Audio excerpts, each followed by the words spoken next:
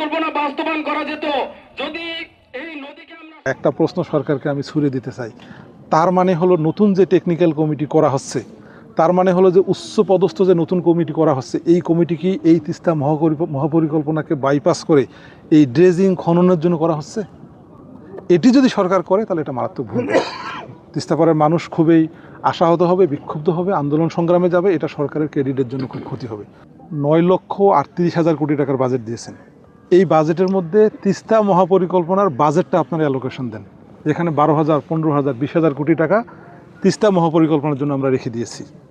এরপর আপনারা একনেকে যান, টেকনিক্যাল কমিটি করেন, সব কিছুকে আমরা আস্থায় রাখবো।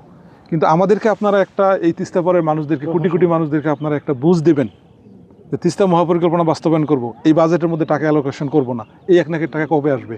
কবে কাজ শুরু হবে? এর মধ্যে যে তিস্তা আবার ভাঙবে, আমাদের মানুষরা যে আবার ভূমিহীন হবে, এর দায়িত্ব কে নেবে? সো আমরা মনে করি যে এটা একটা প্রহসন এবং এটা একটা মানুষ দেখানো। এবং সরকারকে আমরা অনুরোধ করব যে এই সরকারের অঙ্গীকার হলো তিস্তা মহাপরিকল্পনা বাস্তবায়ন করা। আমরা ক্রেডিটটা সরকারকে দিতে চাই। আমরা পার্লামেন্টে এটা নোটিশ আকারে নিয়ে এসেছি। বাজেট বক্তৃতায় আমরা কথা বলবো। এই তিস্তাপাড়ের মানুষ রাস্তায় নেমেছে, রাস্তায় কথা বলছে।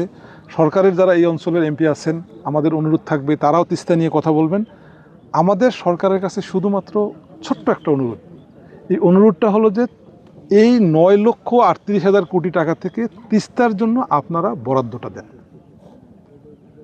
সিম্পলি বরাদ্দটা দেন এবং আস্তে ধীরে আপনারা কাজটা শুরু করেন। এটা হলো আমাদের প্রত্যাশা। তো আমরা মনে করি না এখন এখানে 3 মন্ত্রী ভিজিট করতে হবে। তখন এই 3 মন্ত্রীর চেয়েও আর অনেক বেশি মন্ত্রী তো ভিজিট করে গেছে এর আগে। আমরা মনে করি না যে এখন নতুন করে আবার টেকনিক্যাল কমিটি হবে। তার কারণ হলো প্রধানমন্ত্রী তো বলে গেছেন যে উনি ক্ষমতায় গিয়ে এটা বাস্তবায়ন করবেন।